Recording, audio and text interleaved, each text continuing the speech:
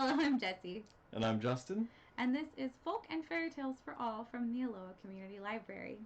Thank you for joining us and sharing one of our favorite fairy tales, the story of Little Red Riding Hood and the Big Bad Wolf. Little Red Riding Hood, also called Little Redcap, is a European folktale that could be traced back to the 10th century. One of the most famous fairy tales in the world, Little Red Riding Hood has different versions written by some of the most notable fairy tale authors, including Charles Perrault and the Brothers Grimm. Today we will be reading the best-known version written by Charles Perrault from his collection Tales and Stories of the Past with Morals, Tales of Mother Goose, written in 1697. This story, like so many others, begins with Once upon a time. Once upon a time there lived in a certain village a little country girl, the prettiest creature that ever was seen. Her mother was very fond of her, and her grandmother loved her still more. This good woman made for her a little Red Riding Hood, which became the girl so well that everybody called her Little Red Riding Hood.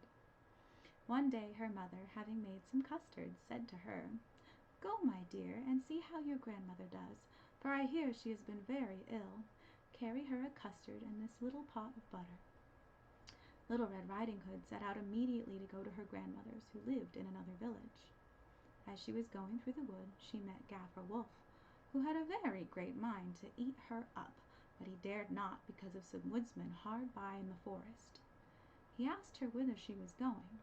The poor child, who did not know that it was dangerous to stay and hear a wolf talk, said to him, "I'm going to see my grandmother and carry her a custard and a little pot of butter from my mamma." "Does she live far off?" said the wolf. "Oh, yes," answered Little Red Riding Hood. "it is beyond that mill you see there, the first house you come to in the village." "Well," said the wolf, "and I'll go and see her too. I'll go this way, and you go that, and we shall see who will be there first." The wolf began to run as fast as he could, taking the shortest way, and the little girl went by the longest way, amusing herself by gathering nuts, running after butterflies, and making nosegays of such little flowers as she met with. The wolf was not long before he reached the old woman's house. He knocked at the door. Tap, tap, tap. "Who's there?" called the grandmother.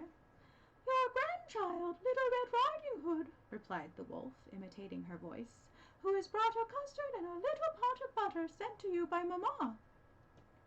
The good grandmother, who was in bed because she was somewhat ill, cried out, "Pull the bobbin and the latch will go up." The wolf pulled the bobbin and the door opened.